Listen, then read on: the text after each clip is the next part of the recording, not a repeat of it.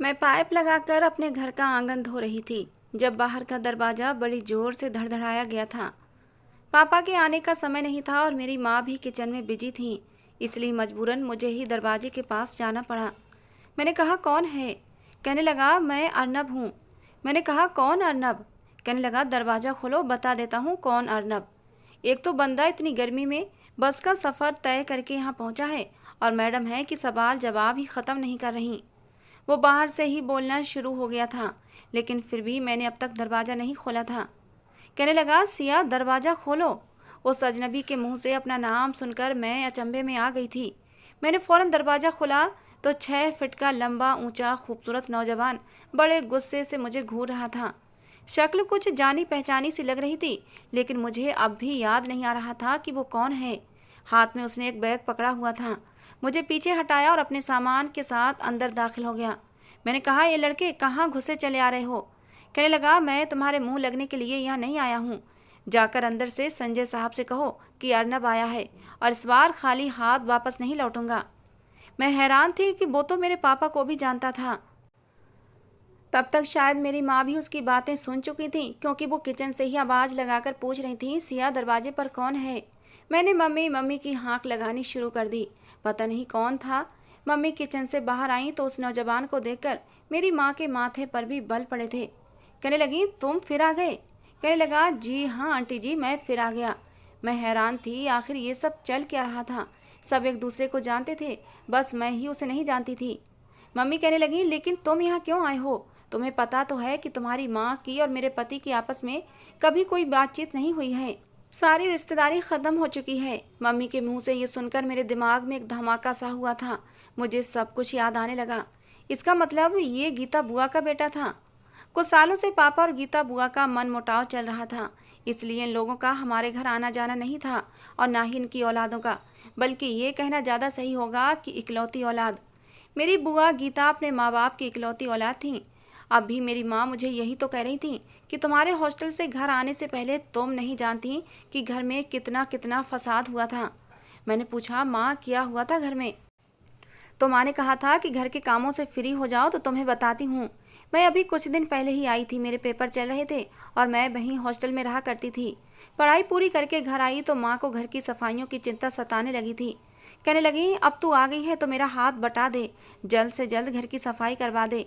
मैं अकेली कुछ नहीं कर पाती और दिवाली भी आने वाली है। खैर घर की साफ सफाई में मैं घनचक्कर बन के रह गई थी। मैंने आखिरी बार अर्नब को उस समय देखा था जब वो 6ठी क्लास में पढ़ता था और उस समय मैं भी 6ठी क्लास में ही थी, क्योंकि बदकिस्मती से मैं और अर्नब एक ही दिन पैदा हुए थे। हमारी उम्र बराबर ही थी, लेकिन हमारी माँओं की आपस में कभी नहीं बनी थी और झगड़ा शायद सगे सौतेले का था। गीता बुआ दादा दादी की इकलौती औलाद थी और मेरे पापा दादा दादी के गोद लिए हुए थे। उनका अपना कोई बेटा नहीं था, लेकिन दादा के एक बहुत अच्छे दोस्त थे, लेकिन गरीबी के मारे हुए थे। भगवान ने पैसा तो नहीं दिया था, लेकिन बच्चे खूब दिए थे। पापा के दोस्त के 3 बच्चे थे। गरीबी में खाने को पूरा नहीं पड़ता था और जब दादा के दोस्त की पत्नी ने चौथे बच्चे को जन्म दिया तो दादा के दोस्त और भी चिंता में आ गए, लेकिन मेरे दादा ने खुशी खुशी उस चौथे बच्चे को अपना लिया था, जो कि मेरे पापा थे। दादा के दोस्त ने भी अपना ये चौथा बच्चा खुशी खुशी मेरे दादा को दे दिया था। यूँ मेरे दादा ने ही मेरे पापा को पाल पोस कर बड़ा किया था, उनकी परवरिश की थी, उन्हें शिक्षा भी दिलवाई थी, बिल्कुल अपनी सगी औलाद की तरह पाला था। लेकिन मेरी बुआ को बचपन से ही ये बात गवारा नहीं हुई थी कि कोई उनके प्यार में साझेदार बन जाए। मेरी बुआ हमेशा से ही मेरे पापा से चिढ़ा करती थी। खैर समय गुजरता गया और दोनों बच्चे बड़े हो गए थे, लेकिन बुआ की नफ़रत मेरे पापा के लिए कम नहीं हुई थी और वही नफ़रत फिर मेरी माँ के लिए भी उनके दिल में पनपने लगी थी। मैंने कभी अपनी बुआ को अपनी माँ के साथ प्यार से बात करते नहीं देखा था। हालांकि मेरे दादा ने कभी भी मेरे पापा में और बुआ में सगे सौतेले का व्यवहार नहीं रखा था। हर वक्त लड़ाई झगड़ा मेरे बुआ की और मेरे माँ के बीच चलते रहते थे। आए दिन बुआ हमारे घर आकर बैठ जाती, कहती मेरे बाप का घर है, जब जी चाहेगा आऊँगी, तुम कौन होती हो मुझे मना करने वाली। लेकिन मेरी माँ भी कम नहीं थी, साफ कह देती जिसे तुम अपने बाप का घर कहती हो, ये मेरे पति का भी घर है, जो तुम्हारे बाप ने मरने से पहले मेरे पति के नाम किया था। तुम्हारे हिस्से की जायदाद तुम्हारे नाम कर दी गई थी। अब तुम्हारा इस घर पर कोई हक नहीं है। बस लड़ाई झगड़े शुरू हो जाते और किचन की सारी छुरियां चाकू निकल आते थे। पापा मेरी माँ को खींचकर कमरे में ले जाते और लड़ाई बचाने की कोशिश करते थे। मेरे पापा ने कभी भी बुआ को गैर नहीं समझा था। इस लड़ाई के बीच हम दोनों बच्चे बैठे तमाशा देखा करते थे। मैं भी अपने माँ बाप की इकलौती थी और अर्नब भी अपने माँ बाप का इकलौता था। और फिर जल्दी ही बुआ के पति का ट्रांसफ़र दूसरे शहर में हो गया था। और उस दिन तो मेरी माँ ने गरीबों में खाना बांटा था, भगवान के सामने माथा टेका था कि बला से जान छूटी। खुशी से पूरा दिन चहकती फिरी थी अम्मा कि अच्छा हुआ उस गीता की बच्ची से जान छूट गई। भगवान करे वो कभी वापस ना आए, उस मनहूस की मुझे कभी भी शक्ल न देखना पड़ी। और फिर उसके बाद मैंने वाकई कभी बुआ की शक्ल नहीं देखी थी और ना ही उनके बेटे अर्नब की। और आज जब मेरी माँ ने अर्नब को देखा तो गुस्से से तेज तेज कदम उठाती हुई उसके सामने खड़ी हो गई। कहने लगी, ये लड़के निकलो घर से, खबरदार तुमने दोबारा यहाँ कदम भी रखा। वो किसी लड़ाका औरतों की तरह कमर पर हाथ रखकर कहने लगा, ऐसे कैसे आंटी जी, जब तक नाना के घर में मेरा हिस्सा है मैं यहाँ से कहीं नहीं जाऊँगा। बल्कि अब तो कुछ दिन बाद मेरी माँ भी यहाँ आने वाली है। मैं देखता हूँ आप हमें कैसे यहाँ से निकालते हैं। भले ही ये घर आपके पति के नाम मेरे नाना ने कर दिया था, लेकिन नाना ने अपनी वसीयत में ये कभी नहीं कहा कि इस घर से हम लोगों का हिस्सा ख़त्म कर दिया जाएगा। इसलिए इस घर पर हमारा भी बराबर का हक है। ये सुनकर मेरा जी चाहा अपना सर ही फोड़ लूं। मतलब बचपन वाली लड़ाई झगड़ा अब भी शुरू थे, ख़त्म नहीं हुए थे। मेरी माँ कहने लगी, आ जाए तुम्हारी माँ भी, लेकिन याद रखना इस घर से तुम लोगों को फूटी कौड़ी भी नहीं मिलेगी। वो कहने लगा, छोटा बच्चा नहीं हूँ अब मैं, बड़ा हो गया हूँ और लोगों से एक एक पैसा वसूल करना जानता हूँ। आखिर एलएलबी का इम्तिहान इसी साल पास किया है मैंने। मेरी माँ उसे हैरत से देखती रही। इतने में उसने अपना बैग उठाया और ऊपर की सीढ़ियाँ चढ़ने लगा। अम्मा कहने लगी, वहाँ कहाँ जा रहे हो? कहने लगा, आज के बाद ऊपर के पोर्शन में मैं रहूँगा और 2-4 दिन बाद मेरी माँ भी आ जाएंगी। ऊपर सिर्फ 2 ही कमरे थे, बाकी सारी छत थी। ये देखकर दूसरी नज़र जब मेरी उसके गंदे जूतों के निशानों पर पड़ी थी तो मैं गुस्से से लाल पीली हुई थी। मैंने कहा, अम्मा ये देखो इस लड़के के पाँव के जूतों के निशान, देखो सारा आंगन गंदा कर दिया है कमीने ने। वो सीढ़ियाँ चढ़ते चढ़ते रुका था, एक गुस्से भरी नज़र मुझ पर डाली और फिर से ऊपर चला गया। मैंने दोबारा से पूरा आंगन धोया था। आंगन मैंने शीशे की तरह चमकाया था कि तभी पापा भी आ गए। पापा के आने की देर थी कि मेरी माँ की कैंची जैसी जबान शुरू हो गई थी। कहने लगी, संजय निकालो अपने उस मुंह बोले भांजे को, पहली फुर्सत में बाहर निकालो, वरना मुझसे बुरा कोई नहीं होगा। पापा ने चश्मा उतार कर एक तरफ रखा और कहने लगे कि तुमसे बुरा कोई है भी नहीं। लेकिन ये बात उन्होंने बड़े ही धीमे शब्दों में कही थी। मैं पापा के पास ही खड़ी थी इसलिए मैंने सुन लिया था। माँ कहने लगी, संजय ये क्या मुँह ही मुँह में बड़बड़ा रहे हो, क्या कहा तुमने? पापा कहने लगे, मैं ये कह रहा हूँ कि जाता हूँ अभी ऊपर, टांगे तोड़ कर निकालता हूँ उस नालायक को। उसने क्या समझ रखा है कि यहाँ पर आकर बैठ जाएगा तो क्या घर उसे मिल जाएगा? अरे उसने अगर वकालत पास कर ली है तो क्या हुआ? क्या मैं डर जाऊँगा उससे? हाथ में चूड़ियाँ तो मैंने भी नहीं पहन रखी, अभी जाकर उसकी खातिरदारी करता हूँ। पापा ऊपर चले गए और कुछ देर तक बहस की आवाज़ें आती रहीं और फिर पापा मुंह लटकाए हुए नीचे आकर कहने लगे, मुझे नहीं लगता इस बार हमारी दाल गलने वाली है।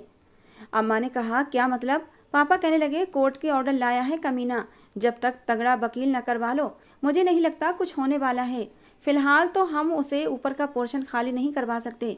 अम्मा कहने लगी, 2-4 दिन में आपकी वो बहन भी आने वाली है। देखो संजय, मैं उसे एक सेकेंड भी अपने घर में बर्दाश्त नहीं करूँगी। खैर मेरे पापा ने तो हाथ खड़े कर दिए थे कि अभी उनके हाथ में कुछ नहीं है। मुझे उस अर्नब नामी लड़के से सख्त चिढ़ होने लगी थी, क्योंकि बचपन से उसकी माँ ने मेरी माँ का जीना हराम कर रखा था। और अभी वो छत पर खड़ा अपने दांतों को विरश करते हुए आंगन की तरफ ही देख रहा था। मैं आंगन में लगे एक तरफ पौधों को और क्यारियों को पानी दे रही थी। सुबह सुबह का समय था। पैंट के साथ बनियान पहने, गले में तौलिया डाले, हल्की हल्की शेव में दांतों में ब्रश करता हुआ वो मुझे वकील कम और मोहल्ले का गुंडा ज़्यादा लग रहा था। मैंने थोड़ा गुस्से से उसे देखा था कि उसी समय गुलाब का फूल हमारे आंगन में आकर गिरा था। मैं जानती थी वो फूल किसने फेंका है।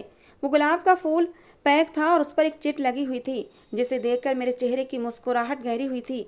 मैंने फ़ौरन से वो फूल पकड़ लिया, लेकिन ऊपर से वो अर्नब का बच्चा मुझे ही देख रहा था और बार बार छत की मुडेर से बाहर की तरफ भी झांक रहा था कि वो फूल अंदर किसने फेंका। राहुल मेरी ही यूनिवर्सिटी में पढ़ता था, वहीं मेरी उससे मुलाकात हुई थी। उसने बताया कि वो भी मेरे ही मोहल्ले में रहता है, लेकिन कुछ दूरी पर रहता था, इसलिए हम एक दूसरे को पहले से नहीं जानते थे। यूँ यूनिवर्सिटी से ही हमारी मोहब्बत का सिलसिला शुरू हुआ था। बस मुझे उसकी नौकरी लगने का इंतजार था। मैं उसकी मोहब्बत में पूरी तरह डूब चुकी थी, इसलिए रोजाना राहुल से बात करती थी। मेरे बार बार मना करने पर भी वो रोज गुलाब का एक फूल छोटे से खूबसूरत कार्ड के साथ मेरे आंगन में फेंका करता था, और उस कार्ड पर आई लव यू लिखा होता था। मैंने जब अर्नब की घूरती हुई नजरें खुद पर महसूस की तो मैंने फौरन से वो गुलाब अपने पीछे छुपा लिया और अंदर चली गई। अगली सुबह चाय बनाते बनाते मैंने सोचा क्यों ना दोपहर के लिए सब्जियां काट कर रख दूं। अभी मैं चाय बना ही रही थी कि वो किचन में आ गया। उसे अपने किचन में देखकर मुझे उस पर गुस्सा आने लगा। मैंने कहा, तुम यहाँ क्या कर रहे हो? कहने लगा, ऊपर किचन नहीं बना। अंकल से कहो कि ऊपर किचन बनवा कर दें, वरना इस घर पर मेरा भी हक है और फिर किचन पर भी। खैर, मैं चाय बना चुकी थी। मम्मी और पापा मेरा नाश्ता करने से पहले ही कर चुके थे। मैंने अपने कप में चाय डाली। इससे पहले मैं चाय लेकर बाहर जाती उसने मेरा कप उठा लिया और फौरन से चाय का कप अपने होठों पर भी लगा लिया। मैंने कहा, ये क्या किया तुमने? मेरी चाय वापस करो। किचन पर तुम्हारा हक है, हमारे खाने पीने की चीज़ों पर नहीं। कहने लगा, अच्छा सो सॉरी, ये लो। चाय का कप उसने दोबारा सेल्फ पर रख दिया। कहने लगा, लो पी लो। लेकिन ये तो मेरी झूठी है। मैंने कप वहीं पटक दिया और कहा, अब तुम ही पियो इसे। कहने लगा, thank you so much little girl. मैंने उसे घूर कर देखा था। मैंने कहा, छोटी नहीं हूँ मैं, तुम्हारे बराबर हूँ। कहने लगा, इतनी बड़ी भी नहीं हो। मैंने उंगली उठाकर उसे वार्न करते हुए कहा कि मेरे साथ ज़्यादा फ्री होने की कोशिश मत करो। कहने लगा, ठीक है, नहीं करता। अच्छा पहले ये बताओ, वो कौन था जिसने तुम्हें फूल फेंका था? ये सवाल उसने बड़े ही सीरियस अंदाज में किया था। पहले तो मैं कुछ घबराई थी, लेकिन फिर मैंने पूरे कॉन्फिडेंस के साथ कहा कि तुमसे मतलब, अपने काम से काम रखो। कहने लगा, अंकल को बता दूंगा। मैं जो किचन से बाहर जा रही थी, मेरे कदम उसकी बात पर रुक गए थे। मैंने पलट कर देखा तो वो बड़े मज़े से चाय पी रहा था। मैंने कहा, देखो ये मेरा पर्सनल मामला है। कहने लगा, मुझे मालूम है कि ये तुम्हारा पर्सनल मामला है, लेकिन मुझे लगता है कि अंकल को ये बात मालूम होना चाहिए कि उनकी बेटी क्या क्या गुल खिलाने के बारे में सोच रही है। मैं दिल ही दिल में डरी हुई थी। मैं जल्दी से उसके पास जाकर खड़ी हो गई। मैंने कहा, देखो वो बहुत अच्छा लड़का है, मुझसे बहुत मोहब्बत करता है। कहने लगा, अच्छा बताओ कौन है? मैंने कहा, मैं तुम्हें ज़्यादा नहीं बता सकती, बस कुछ ही दिन में वो मेरा रिश्ता लेकर आएगा। दीपावली के तुरंत बाद ही हमारी शादी भी हो जाएगी। अर्नब कहने लगा, वो लड़का जो दूसरों के घरों में गुलाब फेंक वो अच्छी हरकतें करता है, वो कभी शादी के लिए सीरियस होगा? मैंने कहा, देखो ये तुम्हारी प्रॉब्लम नहीं है, तुम्हें अपना हिस्सा चाहिए ना, बस उसी पर फोकस करो, मेरी ज़िंदगी में दखलंदाजी मत करो। मैं ये कहकर बाहर जाने लगी। कहने लगा, एक शर्त पर। मैंने फिर से पलट कर उसे देखा। कहने लगा, कल से दोनों टाइम का खाना मेरे कमरे में पहुंचा दिया करना, क्योंकि मेरी माँ तो 15 दिन के बाद ही आएंगी और ये 15 दिन खाने की जिम्मेदारी तुम लोगी। अगर तुमने ऐसा नहीं किया तो मैं अंकल के सामने तुम्हारा राज खोल कर रख दूंगा। बोलो मंजूर है? मुझे उस पर इतना गुस्सा आया कि मेरा जी चाहा उसका गला ही दबा दूं। मैं उसकी नौकरानी थी क्या? लेकिन मेरी मजबूरी ये थी कि वो मेरा राज जान चुका था और मैं नहीं चाहती थी कि राहुल का रिश्ता आने से पहले वो राहुल के बारे में मेरे पापा के दिल में गलतफहमी पैदा कर दे, क्योंकि मेरे पापा बहुत ही तेज तर्रार आदमी थे। मैं तो चाहती थी कि सब कुछ अरेंज मैरिज की तरह हो जाए। मैंने कहा, अच्छा ठीक है, मैं तुम्हें दोपहर और रात का खाना छत पर दे दिया करूँगी, लेकिन देखो मेरी माँ को तुम बिल्कुल पसंद नहीं हो, इसलिए कोशिश करना कि उन्हें इस बात का पता ना चले। कहने लगा, ठीक है, तुम्हारे सारे राजों की तरह ये राज भी मेरे अंदर ही दफन रहेगा। अगले दिन मैं जल्दी ही उठ गई थी। अपना नाश्ता बनाने से पहले मैंने अर्नब के लिए नाश्ता बनाया था। मैंने सोचा जल्द से जल्द माँ के उठने से पहले ही उस कमीने अर्नब के लिए नाश्ता बनाकर उसके मुंह पर दे मारूं, फिर नीचे आकर ही मम्मी पापा के लिए और अपने लिए नाश्ता बनाऊंगी। मैंने जल्दी जल्दी से 2 पराठे बनाए। ऑमलेट बनाते हुए जानबूझकर मिर्ची तेज कर दी थी ताकि उसे मज़ा आ जाए। बड़ा शौक है उसे 15 दिन तक हमारे घर से मुफ्त का खाना खाने का। मैंने एक अंडे के ऑमलेट में 2 चम्मच मिर्च डाली थी, साथ ही 1 कप चाय बनाई। सब कुछ ट्रे में रखा और धीरे से बहुत ही सावधान अंदाज में ऊपर की सीढ़ियाँ चढ़कर ऊपर पहुँच गई थी। वो घोड़े गधे सब बेचकर सो रहा था। मैंने कमरे का दरवाज़ा खोला तो सामने ही सिंगल बेड पर बनियान पहने सो रहा था। पहले तो मैंने सोचा उसे हिला जुलाकर उठाती हूँ, लेकिन मुझे ये बात कुछ सही नहीं लगी थी। मैंने अर्नब अर्नब करके पुकारा भी, लेकिन वो नहीं उठा। मजबूरन उसके कान के पास जाकर मैंने जोर से उसका नाम पुकारा तो वो हड़बड़ाकर उठ बैठा। मैं फौरन से पीछे हटी थी। वो अपने कान में उंगली डालकर उसे हिलाने लगा। कहने लगा, इतनी बड़ी हो गई हो, तुम्हें तमीज नहीं कि किसी को कैसे जगाया जाता है। अगर मेरे कान का पर्दा फट जाता तो सोचा है क्या होता। भाई अभी अभी फ्यूचर का मशहूर वकील बनने वाला हूँ। अभी तो मैंने कोर्ट कचहरी में ठीक से अपने कदम भी नहीं जमाए और तुम चाहती हो मैं बहरा हो जाऊं। फिर भला मैं अपने केस की सुनवाई कैसे करूंगा। मैंने कहा, अगर इतना ही अपने कानों का ख्याल है तो आगे से खुद उठकर बैठना। मैं तुम्हारी नौकरानी नहीं हूँ और ना ही तुम्हारी पत्नी हूँ जो तुम्हें मोहब्बत और प्यार से जगाऊं, समझे। कहने लगा, इसमें कौन सी बड़ी बात है।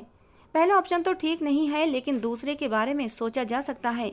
उसकी ये बात सुनकर मैंने उसे खा जाने वाले अंदाज से घूरा था। वो हंसने लगा। कहने लगा, जाओ, तुम जैसी लड़की से मैं वैसे भी शादी नहीं करना चाहता जिसकी पसंद इतनी थर्ड क्लास हो। मैं गुस्से से नीचे आ गई। मम्मी पापा के लिए नाश्ता बनाया। नाश्ता करने के बाद मैं दोबारा से सोने के इरादे से लेट चुकी थी, क्योंकि अर्नब की वजह से मुझे सुबह सुबह जल्दी ही जागना पड़ा था। अब सबसे बड़ी प्रॉब्लम रात के खाने की थी। दोपहर का खाना तो वो बाहर से ही खाकर आता था, लेकिन रात के खाने का मैं क्या करती। सुबह तो चलो मम्मी पापा सो रहे होते थे तो मैं चुपके से उसे नाश्ता दे देती थी, लेकिन अब रात का खाना मैं उसके कमरे में कैसे पहुंचाती, क्योंकि मम्मी पापा देर रात तक ड्राइंग रूम में बैठे रहते थे और हमारे ड्राइंग रूम से होकर ही ऊपर की सीढ़ियाँ जाती थीं। खैर, इसी सोच विचार में मैंने रात का खाना बनाया था और टेबल पर लगा दिया।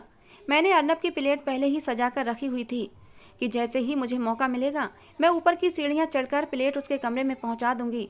और जैसे ही मेरी माँ हाथ धोने वॉश बेसिन की तरफ गई थी, मैंने फौरन से प्लेट उठाई और सीढ़ियों की तरफ भागी थी और फटाफट उसके कमरे में पहुंच गई। मैंने देखा वो अपने कमरे में बैठा कमरे के दरवाजे की तरफ ही देख रहा था, जैसे उसे भी खाने का इंतजार हो। मुझे देखकर मुस्कुराने लगा। कहने लगा, कब से तुम्हारा इंतजार कर रहा था और तुम अब आई हो। मैंने उसे नज़रअंदाज करके ट्रे रखी और पलटने लगी, लेकिन उसने मेरा हाथ पकड़ लिया। कहने लगा, सुबह का ऑमलेट बिल्कुल तुमने अपने जैसा ही बनाया था, एकदम तीखा।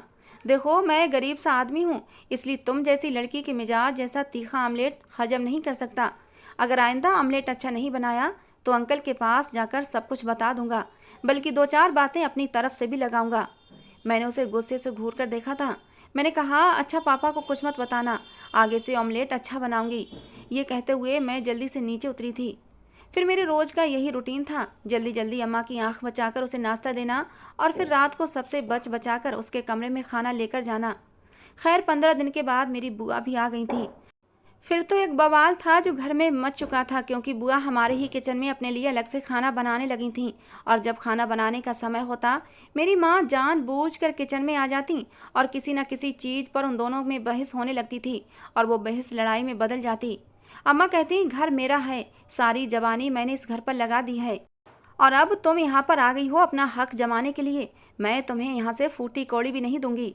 बुआ कहने लगती, मेरे बाप का घर है, तुम्हारे पति का घर नहीं है जो तुम्हारा राज चलेगा। मेरे बाप को तो तुम्हारे पति ने और तुमने अपनी मुट्ठी में कर लिया था, लेकिन मैं अपने हिस्से का हक नहीं छोड़ूंगी। मेरे बाप ने वसीयत में साफ लिखा था कि घर पर मेरा भी हक है। और माँ को इसी बात पर गुस्सा आ गया। कहने लगी, लेकिन तुम्हारे हिस्से की जायदाद तुम्हारे बाप ने तुम्हारे नाम कर दी थी। इस घर पर तुम्हारा हक सिर्फ इतना है कि तुम यहाँ आओ, कुछ दिन रहो और फिर यहाँ से चली जाओ। इसके बांटने के बारे में सोचना भी मत। लेकिन बुआ इस बात को मानने से इनकारी थीं। कहने लगी, मेरा बेटा वकील है, मैं सब कुछ ले लूँगी। ये सुनकर मेरी माँ को और भी गुस्सा आ जाता। मैं माँ से बार बार कहती, आप बाहर जाएं, क्यों उलझ रही हैं। अम्मा कहने लगती, ये आई ही इसलिए है, इससे मेरा सुकून बर्दाश्त ही नहीं होता। बुआ कहने लगी, इस घर को बेचो, मेरा हिस्सा मुझे दो, मैं तुम्हारी ये मनहूस शक्ल दोबारा नहीं देखूंगी। उस दिन जब झगड़ा हद से बढ़ा तो अर्नब नीचे आ गया था। अपनी माँ को दोनों हाथों से जकड़कर ऊपर की तरफ ले जाने लगा। मेरी माँ भी कहने लगी, हाँ हाँ, लेकर जाओ इसे यहाँ से, ऐसा ना हो कहीं मेरे हाथों कुछ गलत हो जाए। ये सुनना था कि मेरी बुआ को भी गुस्सा आने लगा। कहने लगी, तुम मेरे साथ कुछ गलत करोगी तो क्या मैं छोड़ दूंगी तुम्हें। मेरे पापा मेरी माँ को कमरे में ले जाने लगे। उनकी तू तू में सारा खाना चूल्हे पर रखे रखे जल चुका था। मेरा तो मूड ही ख़राब हो गया था। उस रात बिना खाना खाए ही हम लोगों को सोना पड़ा था। पापा भी परेशान हो गए थे। कहने लगे, सोच रहा हूँ घर को बेच देता हूँ, ये घर तो फसाद की जड़ बना हुआ है। मेरी माँ भी गुस्से में आ गई। कहने लगी, घर बेचने की बात भी मत करना, अपने जीते जी मैं उस चुड़ैल को इस घर में से एक फूटी कौड़ी भी नहीं देने वाली। इन रोज रोज के झगड़ों से मेरे लिए हैरान कर देने वाली बात सिर्फ ये थी कि अर्नब का व्यवहार कुछ बदल चुका था। जब से वो आया था उसका इरादा ऐसा ही कुछ था, लड़ने झगड़ने का, अपना हिस्सा लेने का। लेकिन अब वो अपनी माँ को लड़ाई झगड़े से मना करता था। और फिर कुछ ही दिन बाद मेरे लिए एक रिश्ता आया था। मेरी माँ की एक जानने वाली थी, वो अपने बेटे का रिश्ता मेरे लिए लेकर आई थी, जो कि 10वीं क्लास भी पास नहीं था, आवारा लड़कों के साथ फिरता रहता था। ये देखकर मेरे पापा भी परेशान हुए थे। बुआ ने जब ये सब बातें सुनी तो छत पर खड़े खड़े हंसने लगी, ऊपर से ही ताने मारने लगी कि जिस तरह की परवरिश तुमने अपनी बेटी को दी है उसके लिए ऐसे ही आवारा लड़कों के रिश्ते आएंगे। अब कोई वकील थोड़ी बिहाने आएगा तुम्हारी बेटी को। अच्छा है इस 10वीं फेल लड़के के साथ अपनी बेटी को चलता करो, नहीं तो इसे भी गए गुजरे रिश्ते आएंगे। जैसी आवारा तुम्हारी बेटी है ऐसा ही दामाद भी तुम्हें मिलेगा। ये सुनना था कि मेरे पापा का पारा हाई हुआ था, अर्नब भी आ गया था। अपनी माँ को कहने लगा, माँ आप ये कैसी बातें कर रही हैं, कुछ तो शर्म करें। भले ही वो आपकी सगी भतीजी नहीं है, लेकिन नाना जी ने उसे अपनी सगी पोती ही माना है, और वो ऐसी नहीं है। बुआ कहने लगी, तू क्यों उसकी तरफदारी कर रहा है, चुप रहे। पापा कहने लगे, गीता अपनी जबान को लगाम दो, तुमने अब तक जो भी कहा है मैंने चुपचाप सुना है। तुम हमेशा से मेरी पत्नी से लड़ाई झगड़ा करती रही हो, उसे ताने भी देती रही हो, लेकिन मैंने कभी भी कुछ भी नहीं कहा, क्योंकि तुम दोनों ही एक दूसरे से कम नहीं थीं। अगर तुम उसे एक सुनाती हो तो वो भी तुम्हें 10 सुनाती है, लेकिन मेरी बेटी को अगर तुमने कुछ भी कहा तो मुझसे बुरा कोई नहीं होगा। पहली बार मैंने पापा को इतने गुस्से में देखा था। मेरी माँ कहने लगी, जा जा मैं भी देखती हूँ तेरे वकील बेटे को कौन लड़की बिहाने आती है। मेरी सहेली का बेटा करोड़ों की जायदाद का मालिक है, उसे पढ़ने की क्या जरूरत है कि वो दूसरों की गुलामी करता फिरे तुम्हारे बेटे की तरह। उसका तो खुद का ही इतना बड़ा बिजनेस है।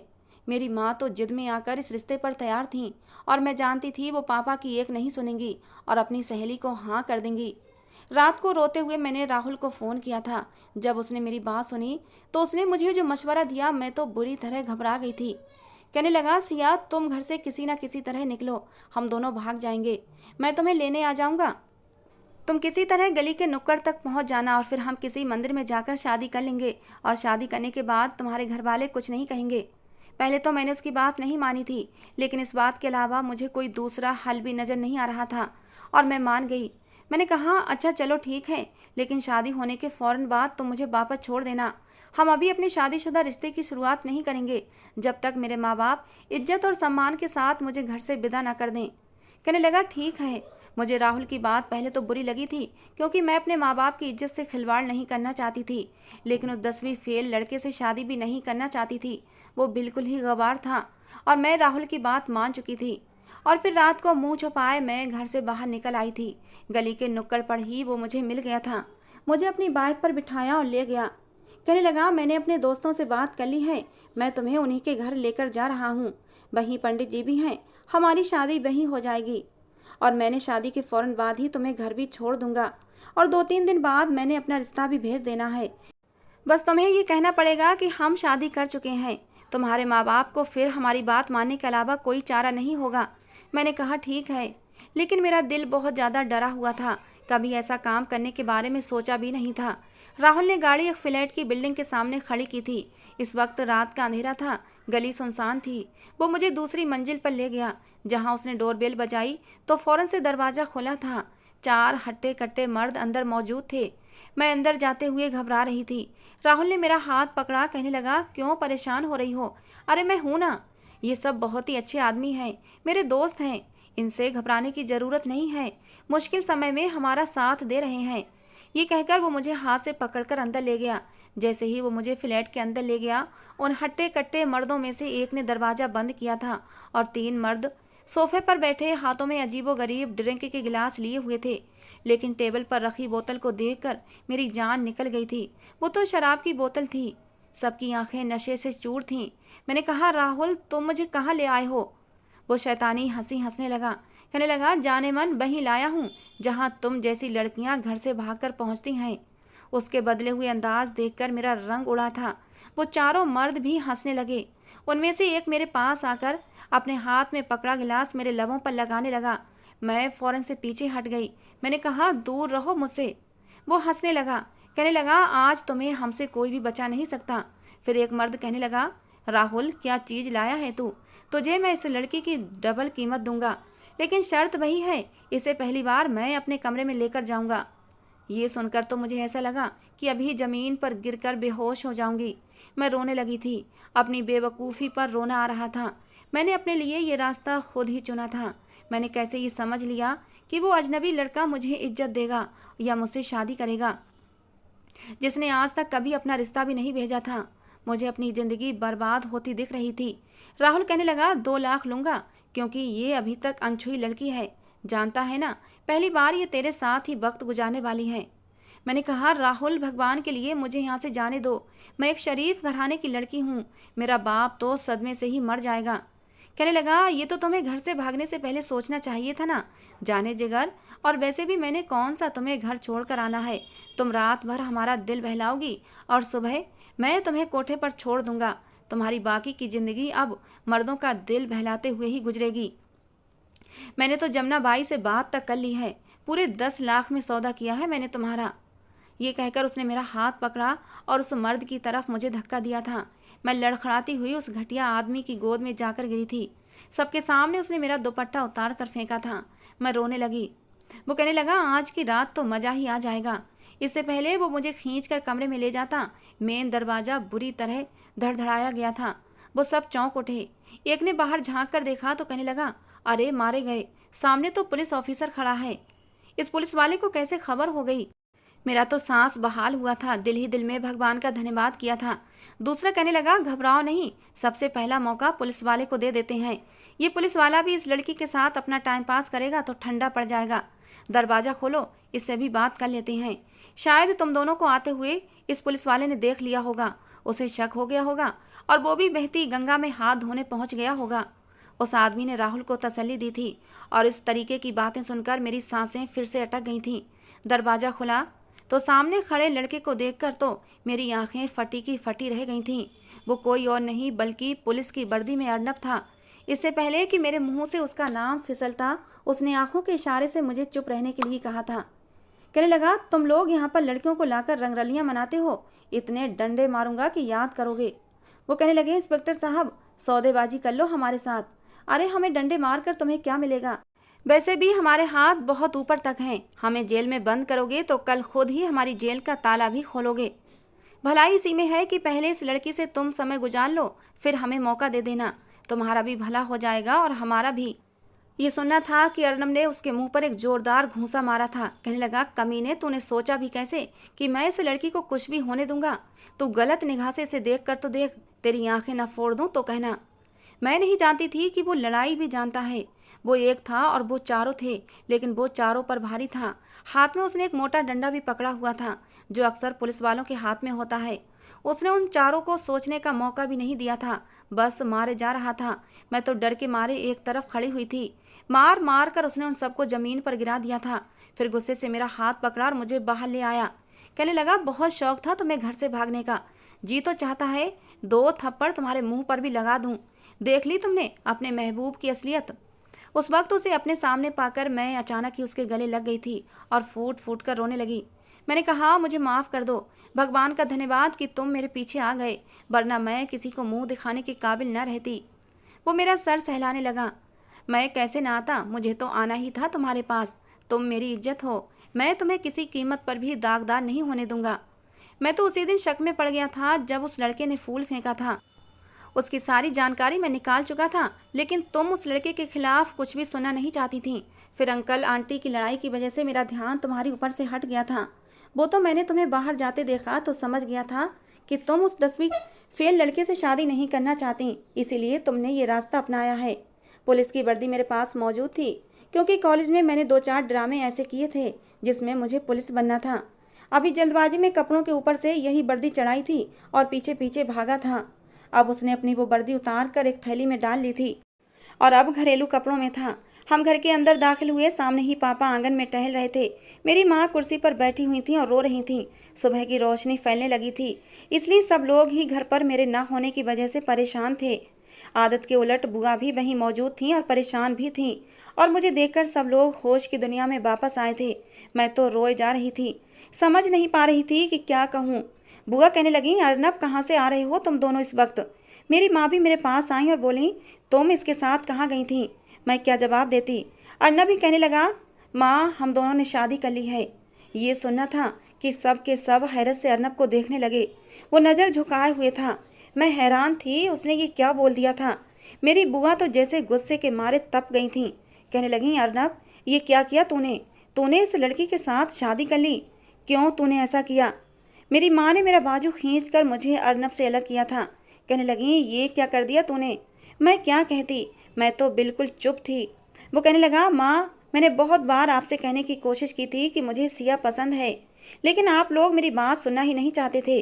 और फिर सिया का रिश्ता भी आ गया था और उसकी माँ उसकी शादी भी जल्द से जल्द करना चाहती थी। अब मेरे पास कोई दूसरा रास्ता नहीं बचा था। लड़ाई आप दोनों की है, इसमें हम दोनों का क्या दोष है? हमें एक दूसरे से मोहब्बत हो गई थी। मेरे पापा तुरंत अर्नब के पास आकर खड़े हो गए और एक जन्नाटेदार थप्पड़ पापा ने अर्नब के मुंह पर मारा था। मैं अपनी जगह पर हिल गई थी। पापा ने इसके बाद और कई थप्पड़ अर्नब को मारे थे, लेकिन वो चुपचाप मेरे पापा की मार खाता रहा। मैं ही पापा के पास गई और उनका हाथ रोकने की कोशिश की थी। मैंने कहा, पापा भगवान के लिए इसे कुछ मत कहें, इसका कुछ दोष नहीं है। पापा ने मुझे भी एक थप्पड़ मारा था। कहने लगे, तुझे शर्म नहीं आई तुम दोनों को ये काम करते हुए? इससे पहले पापा मेरे मुंह पर दूसरा थप्पड़ मारते। अर्नब ने पापा का हाथ पकड़ लिया। कहने लगा, अंकल जो कुछ कहना है मुझे कहें, मारना है तो मुझे मार भी लें, क्योंकि मैंने ही सिया को अपने साथ ले जाने के लिए मजबूर किया था। इस सब में इसका कोई दोष नहीं है। मेरी माँ अर्नब के पास आकर उसका गिरेबान पकड़ने लगी। बोले, मेरी बेटी को अभी के अभी तलाक दो। लेकिन वो चुपचाप मार खाता रहा। मुझे ये समझ नहीं आ रहा था उसने मेरी खातिर इतने जूते खाए क्यों थे। सच बता देता तो सब उसके एहसानमंद होते। खैर सब लोग अपने अपने कमरों में चले गए थे। मेरी माँ ने भी मेरा हाथ पकड़ा और कमरे में ले गई थी और जोर से मुझे बेड पर फेंका था। बुआ और अर्नब अपने पोर्शन में जा चुके थे। अगली रात को न जाने कैसे अर्नब मेरे कमरे में आया था। उसे देखकर मैं हैरान थी। वो खिड़की के रास्ते आया था।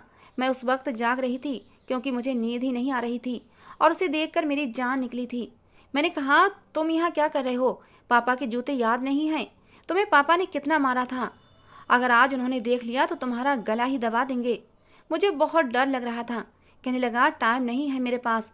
अंकल मुझसे शादी के पेपर मांग रहे हैं, लेकिन मेरी तो तुमसे कोई शादी ही नहीं हुई है। मैं कौन से कोर्ट के पेपर उन्हें दिखाऊं कि हम दोनों शादी कर चुके हैं? मैंने कहा, तो तुम सच क्यों नहीं बता देते? कहने लगा, पागल हो गई हो तुम, बदनाम होकर रह जाओगी। मेरी माँ का पता है ना तुम्हें, सारे खानदान में ढिंडोरा पीट कर रख देंगी। अभी तो इसलिए चुप हैं, जानती हैं कि कसूर उनके बेटे का है। मैंने कहा, क्यों मेरी खातिर इतना सब कुछ कर रहे हो? कहने लगा, सिया इन सब बातों का समय नहीं है, जल्दी से इन पेपरों पर साइन करो। मैंने कहा, ये क्या है? कहने लगा, ये पेपर हैं, मैंने कोर्ट से तैयार करवाए हैं, शादी के पेपर हैं, जल्द से जल्द इन पर साइन कर दो। मैंने कहा, अगर मैं इन पर साइन कर दूंगी तो मैं कानूनन तुम्हारी पत्नी बन जाऊंगी। ये सुनकर वो मेरी तरफ देखने लगा। कहने लगा, इस टॉपिक पर बाद में बात करेंगे, पहले साइन कर दो। जल्दबाजी में मैंने साइन कर दिए थे। वो पेपर लेकर चला गया। लेकिन अगले दिन का झगड़ा और भी ज़्यादा बड़ा था कि जब अर्नब ने वो शादी के पेपर सबके सामने रखे थे, जिस पर वकीलों के साइन थे, सरकारी ठप्पे भी लगे हुए थे, अर्नब के भी साइन थे और मेरे भी साइन थे, गवाहों के भी साइन थे। बुआ कहने लगी, तुमने जो कुछ भी किया है जज्बाती फैसला है, इसलिए सिया को तलाक दो। दूसरी तरफ मेरी माँ भी यही कह रही थी कि अभी के अभी कुछ नहीं बिगड़ा, सिर्फ कोर्ट मैरिज हुई है। अपने बेटे को बोलो कि मेरी बेटी को तलाक दे दे, वरना हम अदालत से भी तलाक ले सकते हैं। लेकिन मेरे पापा चुप थे। कुछ देर बाद कहने लगे, ऐसा कुछ नहीं होगा, शादी हो चुकी है, इन दोनों ने अपनी मर्जी से शादी की है। मेरी माँ कहने लगी, तुम्हारी वजह से इसने ये कदम उठाया है, क्योंकि अगर तुम थोड़े से सख्त बन जाते और अपने इस नाम की बहन और उसके बेटे को घर से निकाल देते तो ये नौबत ही ना आती। अरे इज्जत की बात आए तो सगे खून के रिश्तों को भी दांव पर लगा देते हैं, और ये तो तुम्हारी सगी बहन भी नहीं है, क्यों इसे और इसके बेटे को घर में रुकने दिया? लेकिन मेरे पापा खड़े हो गए और अपना फैसला सुनाते हुए बोले, जो हो चुका है अब वो हो गया है, उसे बदला नहीं जा सकता। कुछ ही दिन में मैं इन दोनों की विदाई कर दूंगा। ये सुनना था कि मैंने हैरत से अर्नब की तरफ देखा था। मेरी माँ गुस्से से कमरे में चली गई। बुआ नहीं गई थी, बार बार खा जाने वाली नज़रों से अर्नब को घूर रही थी। कहने लगी, मैंने तुम्हें इसलिए भेजा था कि तुम अपने हिस्से की जायदाद पर निगरानी करने के बजाय दुश्मन की बेटी पर नज़र रखो और मोहब्बत की पैंगे बढ़ाते रहो। वो कहने लगा, माँ जो हो गया सो हो गया, अब आप विदाई की तैयारी करें। ये कहना था कि उन्होंने अर्नब का कान खींचा था। कहने लगी, एक पाई भी नहीं लगाऊंगी तेरी शादी पर। कुछ दिन बाद दिवाली भी आ गई थी और कुछ मेहमानों की मौजूदगी में मेरी विदाई दिवाली के कुछ दिन बाद कर दी गई थी। मैं हैरानों परेशान थी कि अब क्या होगा। मैं इस शादी को नहीं मानती थी और ना ही मुझे अर्नब से कोई तूफानी मोहब्बत थी। ये तो बस मेरे बचने का एक बहाना था। मैं उसके कमरे में दुल्हन बनी बैठी हुई थी। जब वो कमरे में आया तो मैं एकदम से खड़ी हो गई थी। उसने दरवाज़ा बंद किया और कुंडी भी लगाई। मैं जल्दी से उसके पास गई। मैंने कहा, अर्नब अब आगे क्या करना है? मैं ये पूछना चाह रही थी कि अब तक जो ड्रामा उसने रचा है उसके आगे अब वो क्या करेगा। कहने लगा, तुम्हें नहीं पता कि आगे क्या करना है? मैंने नाम में सिर हिला दिया तो वो अपनी हंसी दबाने लगा। मेरा हाथ पकड़कर मुझे बेड पर बिठा दिया। कहने लगा, देखो सबसे पहले ना तुम्हें शर्माना पड़ेगा। ये कहकर उसने मेरे दुपट्टे से थोड़ा सा घूंघट निकाल दिया था। मैं हैरत से उसे देख रही थी। कहने लगा, फिर मैं तुम्हारा हाथ पकड़ लूँगा। मेरा हाथ पकड़कर उसने कहा था और दूसरे हाथ से अंगूठी निकाल कर मुझे अंगूठी पहनाते हुए कहने लगा, फिर मैं तुम्हें अंगूठी पहना दूंगा और फिर तुम्हारी तारीफ़ें करूंगा। मैंने फ़ौरन से उसका हाथ पीछे किया था। मैंने कहा, तमीज़ में रहो, मैं तुमसे ये सब कुछ नहीं पूछ रही। कहने लगा, अभी अभी तो पूछ रही थी कि अब आगे क्या करना है। भाई शादी हुई है हमारी, शादी के बाद पति पत्नी ऐसा ही करते हैं। और फिर आज तो हमारी शादी की पहली रात है, तो शादी की पहली रात जो होता है वो मैं तुम्हें सब कुछ करके बताऊंगा और ये कोई अनोखा काम नहीं है जो मैं तुम्हारे साथ। मैंने कहा, अर्नब मैं मजाक के मूड में नहीं हूँ, ये शादी बस एक हादसा है। तुमने कहा था कि अभी पेपरों पर साइन कर दो, बात की बाद में देखी जाएगी। कहने लगा, सिया क्या मैं तुम्हें बुरा लगता हूँ? अच्छा नहीं लगता? मैंने कहा, मैंने तुम्हारे बारे में कभी ऐसा नहीं सोचा। कहने लगा, राहुल के बारे में सोचा था, क्या वो अच्छा था? क्या अभी तुम्हारे दिल में राहुल है? मैंने कहा, नहीं मुझे उससे नफरत है। कहने लगा, तो फिर क्या कोई और है? क्या वही 10वीं फेल लड़का तुम्हें पसंद है? मैंने कहा, नहीं वो भी पसंद नहीं। तो कहने लगा, सिया फिर प्रॉब्लम क्या है? जब तुम्हें वो दोनों ही पसंद नहीं तो मैं पसंद क्यों नहीं आ सकता? उसकी बात सुनकर मैं चुप सी हो गई थी। कहने लगा, मैं यहाँ पर आया तो घर पर कब्जा करने के लिए था, लेकिन मेरा दिल तुम्हारे कब्जे में होने लगा था। पता ही नहीं चला कि कब तुम मेरे दिल में घर कर गई थी। थोड़ी सी बेवकूफ़ जरूर हो लेकिन कोई बात नहीं, इट्स ओके, मैं मैनेज कर लूँगा। मैंने उसे घूर कर देखा था तो वो हंसने लगा। मेरी नाक पकड़कर दबाई और कहने लगा, पागल लड़की, तुम्हारी खातिर इतने जूते मैंने यूं ही नहीं खाए थे। क्या कोई खाता है इतने जूते? अरे जूते वही खाता है जो मोहब्बत करता है। मैं नहीं चाहता था तुम्हारी हकीकत किसी को पता चले और तुम्हारी इज्जत पर दाग भी आए, इसलिए खुद ही बुरा बन गया था। और ये मेरी मोहब्बत ही तो थी। क्या तुम्हें मेरी मोहब्बत का कोई और भी सबूत चाहिए? ये कहकर उसने मेरा हाथ पकड़ लिया था और अपने होठों पर लगा लिया। कहने लगा, सिया आज की रात को हमने यादगार बनाना है। ये कहकर उसने मुझे अपनी बाहों में समेट लिया था। उसकी बाहों में जाते ही अब मैं सच में शर्मा गई थी और शर्माते हुए मैंने अपना सर उसके सीने से टिका दिया था। वही मेरा सच्चा हमसफ़र था जो मुझे इज्जत प्यार दोनों दे सकता था। ज़िंदगी में अब खुशियों के रंग बिखरने वाले थे। दोस्तों कहानी कैसी लगी ज़रूर बताना। पसंद आई हो तो प्लीज़ लाइक करना। रोज़ एक नई कहानी सुनने के लिए हमारे चैनल को भी सब्सक्राइब करना। मिलते हैं दोस्तों अगली किसी नई कहानी के साथ।